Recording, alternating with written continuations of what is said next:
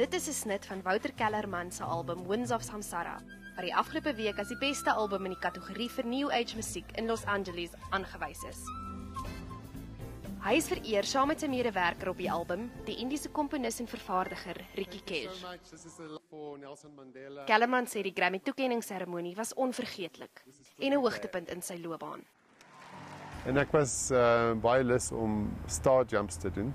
Daar's nogal 'n buzz by die Grammys, jy weet, want almal wil daar wees. Die 52-jarige musikant speel al fluit sedert hy 10 jaar oud is. Hy sê hy word geïnspireer deur verskillende genres musiek, sy reise en die mense wat hy ontmoet. Winds of Samsara het Kesh en Kellerman meer as 3 jaar geneem om op te neem en meer as 120 musikante van oor die wêreld het daaraan gewerk. Tog sê Kellerman die album reflekteer beide Kesh en sy eie passie vir hulle geboortelande. So ons het toe 'n liedjie geskryf vir Nelson Mandela en vir Mahatma Gandhi en so lekker saamgewerk dat ons op die ou end 'n hele album saam geskryf het.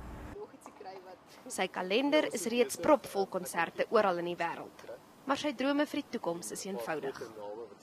Eintlik wil ek maar net pragtige musiek maak. Carla Coetzee, Eunice, Johannesburg. Boede, ja, okay, en